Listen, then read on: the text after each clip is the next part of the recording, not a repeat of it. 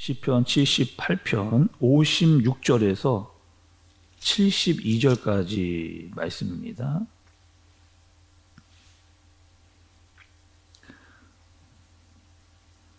그러나 그들이 지존하신 하나님을 시험하고 반항하여 그의 명령을 지키지 아니하며 그들의 조상들 같이 배반하고 거짓을 행하여 속이는 활같이 빗나가서 자기 산당들로 그의 노여움을 일으키며 그들의 조각한 우상들로 그를 진노하게 하였으며 하나님이 들으시고 분내어 이스라엘을 크게 미워하사 사람 가운데 세우신 장막 곧 실로의 성막을 떠나시고 그가 그의 능력을 포로에게 넘겨주시며 그의 영광을 대적의 손에 붙이시고 그가 그의 소유 때문에 분내사 그의 백성을 칼에 넘기셨으니 그들의 청년은 불에 살라지고 그들의 처녀들은 혼인 노래를 들을 수 없었으며 그들의 제사장들은 칼에 엎드려지고 그들의 과부들은 애곡도 하지 못하였도다. 그때에 주께서 잠에서 깨어난 것처럼 포도주를 마시고 고함치는 용사처럼 일어나사 그의 대적들을 쳐 물리쳐서 영원히 그들에게 욕되게 하셨도다. 또 요셉의 장막을 버리시며 에브라임 지파를 택하지 아니하시고 오직 유다 지파와 그가 사랑하시는 시온 산을 택하시며 그의 성소를 산의 높음같이 영원히 두신 땅같이 지으셨도다. 또 그의 종 다윗을 택하시되 양의 우리에서 취하시며 젖 양을 지키는 중에서 그를 이끌어내사 그의 백성인 야곱 그의 소유인 이스라엘을 기르게 하셨더니 함께 보겠습니다. 이에 그가 그들을 자기 마음의 완전함으로 기르고 그의 손의 능숙함으로 그들을 지도하셨도다. 아멘. 아멘. 네, 오늘은 2월 마지막 날 여러분이죠. 또 시편의 말씀도 78편의 마지막 부분을 오늘 이야기하고 있습니다. 또 오늘 시편의 말씀에서 마지막 부분에서 이야기해 주는 바가 있는데 그것이 무엇이냐? 성도가 과거를 통해서 배울 수 있는 게 있다. 성도가 과거를 통해서 그리스도인들이 과거를 통해서 배울 수 있는 게 있다. 이 이야기를 오늘 본문 시편 마지막 부분에서 이야기를 해주고 있습니다. 여러분들도 한번 생각을 해보시죠. 과거를 통해서 나는 무엇을 배울 수 있는가? 과거 하면 나에게 떠오르는 것이 무엇인가? 오늘 시편이 자신의 과거를 생각하면서 하나님께 말할 수 있는 것은 딱 한 가지입니다. 특히 시인이었던 아삽이 자신의 과거 또 지금까지 살아왔던 것들을 떠올리면서 말할 수 있는 것은 딱 하나예요. 그건 무엇이냐? 은혜입니다. 은혜. 여기까지 나와 함께 해주셨던 하나님의 은혜, 전적인 하나님의 은혜입니다. 라고 하는 고백을 이 시인이 하고 있는 거죠. 여러분들도 내가 여기까지 살아온 게 하나님의 은혜다. 라고 하는 고백 여러분 할 수 있으시겠어요? 또 우리 식구들이 여기까지 살아온 것, 또 우리 교회가 여기까지 이렇게 올 수 있는 것, 정말 전적인 하나님의 은혜이고 하나님의 도우심이었다라고 하는 고백 여러분 하실 수 있겠느냐? 이렇게 또 시인이 우리에게 묻고 있는 겁니다. 78편, 시편 78편의 주제는 크게 두 가지입니다. 첫 번째로는 이런 주제였어요. 언약에 대한 하나님께서 약속하신 그 언약에 대한 이스라엘 백성들의 불성실입니다. 쉬운 말로 말하면 이런 거죠. 배신하고 배반하고 하나님께서 말씀하셨는데 그 말씀을 잊어버리고 망각하고 그리고 하나님을 금세 잊어버리는 그것이 첫 번째 주제입니다. 두 번째 주제는 무엇이냐? 그럼에도 불구하고 하나님께서 전적인 주권으로 그들을 인도해 주시는 것, 은혜를 주시는 것, 끝까지 하나님께서 내 언약을 지키겠다라고 한 하나님의 성실성에 대해서 이 큰 두 가지의 주제를 가지고 시인이 하나님께 기도와 찬양을 올리고 있는 내용입니다. 특별히 여러분 한 가지 더 생각을 좀 하셔야 되는데 시인이 보고 있는 게 있죠. 이 아삽이 보고 있는 게 있습니다. 우리의 과거의 조상들이 얼마나 하나님께 패역했는가, 얼마나 많이 하나님을 배신했는가, 배반했는가, 이 얘기를 하고 있는 거죠. 이미 출애굽을 한 다음에도 이스라엘 백성들이 수없이 계속해서 하나님을 배반했던 것, 여러분 잘 우리가 알고 있잖아요. 광야에 나와서도 하나님께서 어마어마한 많은 기적들을 보여주셨음에도, 만나와 메추라기를 먹이고 구름기둥과 불기둥으로 지켜주심에도 불구하고 그것을 당연한 것으로 여겨버리는, 처음에는 와 하나님 역시 대단하시다 이야기하다가도 금세 그것이 당연하게 여겨지면서 그들의 감사가 사라져버리고 또다시 하나님께 원망과 불평하는 그들의 모습. 여러분, 이스라엘 백성들이 광야를 거쳐가지고 가나안에 들어왔습니다. 또 하나님께서 어떻게 하셨느냐, 그 광야에서 각 지파를 다 나누시고 그것을 땅을 다 그들에게 분배해 주셨어요. 그리고 어떻게 했습니까? 너희들이 다 정복하고 그리고 끝까지 다 쫓아내라. 여러분, 우리가 사사기에서 이미 말씀을 다 살폈습니다. 그런데 그들은 어떻게 했느냐? 자신들의 조금만 안일함이 찾아오게 되면, 자신이 조금만 살만하게 되면 그 자리에 안주해버리는, 조금만 괜찮고 조금만 안일한 안정이 오면 그들은 그대로 안주해버리는 거죠. 아니 굳이 우리가 이 가나안 주민들을 내쫓을 필요가 있나? 우리가 이 정도 했으면 됐지. 얼마 남지도 않았는데 우리가 먼저 잘 살아야지. 이거 생각을 한 거죠. 그리고 저들은 데려다가 우리 노예나 종으로 쓰면 될 거 아니겠느냐. 더 이상 우리가 피를 흘릴 필요가 없다.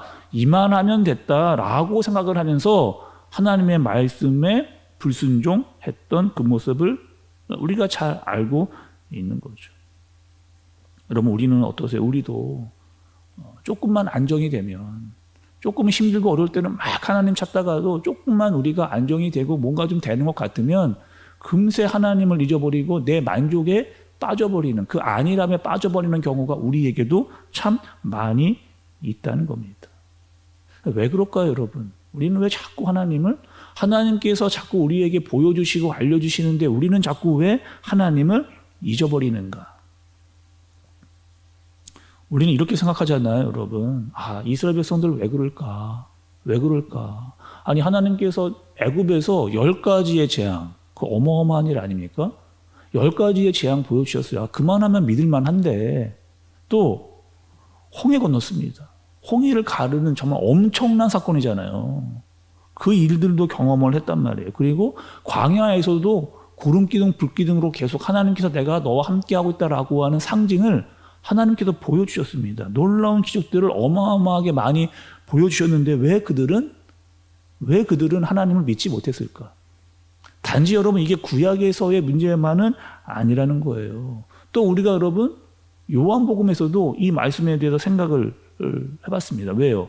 예수님께서 수많은 기적과 이적을 보여주셨거든요. 그것이 다 뭐라고 이야기했어요? 표적이라고 이야기했습니다. 그것은 결국 예수님이 어떠한 분이신가를 보여주는 표적이라고 그랬어요. 오병이어 보여주셨거든요. 오병이어. 근데 사람들은 어떻게 했습니까? 더 큰 기적을, 더 큰 거를 보여달라고 그렇게 예수님께 이야기를 했던 거죠.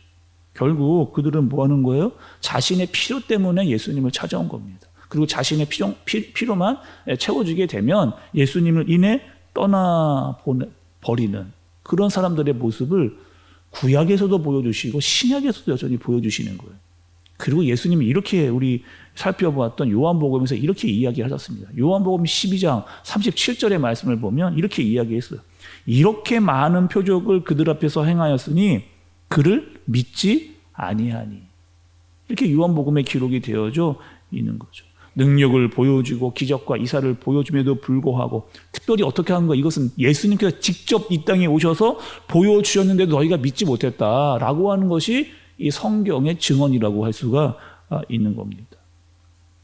그래서 여러분, 우리는요, 사람은요, 우리의 힘으로 어떠한 선을 창조해낼 수 있는 능력이 없는 사람이 우리입니다. 우리가 주일날 이미 살폈던 대로 인간은 연약할 수밖에 없는 그 존재예요. 그래서 하나님께서 우리를 찾아와 주셔야만, 그분이 우리를 만나 주셔야만, 그분이 우리를 불쌍히 여겨 주셔야만 우리의 속사람이 새롭게 되어지고 완전히 재창조되어질 수 있는 그런 존재이라는 거죠. 하나님께서 손을 대시고 하나님께서 우리를 인도해 주셔야만 살 수 있는 그런 존재다라고 말할 수 있는 겁니다. 오늘 여러분 본문의 말씀을 좀 보시면 68절과 69절의 말씀을 좀 보세요. 68절과 69절입니다. 오직 유다 지파와 그가 사랑하시는 시온 산을 택하시며 그의 성소를 산의 높음같이 영원히 두신 땅같이 지으셨도다. 68절에 이 유다 지파라고 하는 것은 예수님을 믿고 구원을 받은 사람들, 유다 지파입니다. 왜? 예수님께서 유다 지파를 통해서 오셨기 때문에. 또 69절에 이 성소라고 하는 것은 예수 그리스도를 의미하고 있어요. 그러니까 이런 거죠. 지금 하나님을 배신하고 배반한 이스라엘 백성들임에도 불구하고 하나님께서 자기의 독생자였던 예수님을 우리를 위해서 보여주신 겁니다. 또다시 하나님께서 뭘 보여주시는 거예요? 예수님께서 이 땅을 보내주심으로 말미암아 하나님의 언약을, 하나님의 약속을 끝까지 지키시는 하나님의 신실하심을 보여주고 계시는 그 사실을 보여주시는 거예요. 또 사람 스스로가 구원에 이를 수 없기 때문에 이 문제를 하나님께서 직접 해결을 해주시는 거죠. 히브리서 10장 19절 20절의 말씀을 보면 이렇게 기록이 되어져 있습니다. 그러므로 형제들아 우리가 예수의 피를 힘입어 성소에 들어갈 담력을 얻었나니. 예수의 피를 힘입어 성소에 들어갈 담력. 그 길은 우리를 위하여 휘장 가운데로 열어놓으신 새로운 살 길이요 휘장은 곧 그의 육체니라. 그 길은 어떠한 길이냐? 새로운 살길.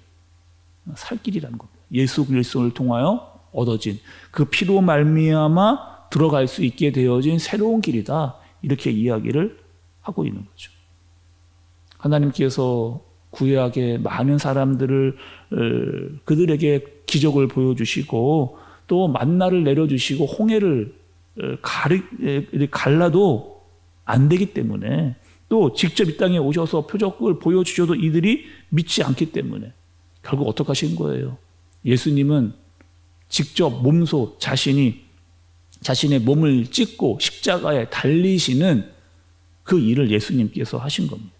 그리고 그분이 직접 구원의 길을 여시고 몸소 주도적으로 모든 것들을 행하시는 것을 볼 수가 있는 거죠. 그리고 우리는 그것이 은혜인 것을 알고 살아가는 사람들이어야 한다는 겁니다.